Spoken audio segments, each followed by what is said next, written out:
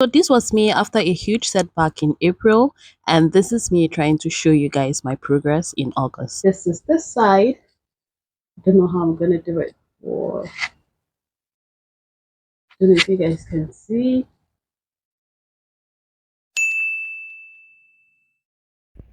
So come with me to pluck some fresh aloe vera for my next hair treatment. So this is me trying to pick out the aloe vera that I'll be using, and I got this very sizable aloe vera, but I'll be using it for two treatments. As you all know, aloe vera has so many active ingredients and minerals. It is rich in fatty acid and amino acid. It is rich in vitamins like vitamin A, B12, C, and E, which helps to promote healthy hair growth. You can extract your aloe vera however you like, just do you. Aloe vera significantly reduces the scaliness and itchiness as a result of dandruff and any hair infection.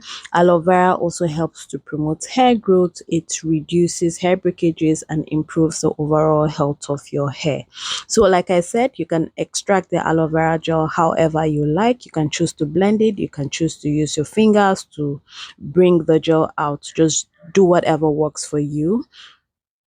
Next, I'll be adding some clove seeds, which helps to promote hair growth. It minimizes hair graying. It helps to treat dandruff and fight scalp irritation. It also helps to reduce hair breakages. I'll also be adding some star anise, which has antifungal and antibacterial properties. It also helps to treat dandruff and dry scalp while balancing the pH of your hair. I'll also be adding some neem leaf, which helps to condition your scalp. It also helps to treat problematic scalp like dandruff. I'll also be adding some basil leaf, which contains anti-inflammatory and antioxidant properties, which helps to prevent hair loss by strengthening the strands of your hair. So now that I'm done adding all my leaves, I'm going to be transferring my extracted aloe vera gel into the jar. Then I'll be topping it up with some water to ensure that the entire additives are saturated with water, because we want to infuse everything into the water so we can use just the juice. So I'm going to stir it properly to ensure it's well saturated. Then I'll cover it and allow it to sit for 24 hours. You do not have to let it sit for 24 hours. You can do 12 hours, but make sure it's well infused before you decant it.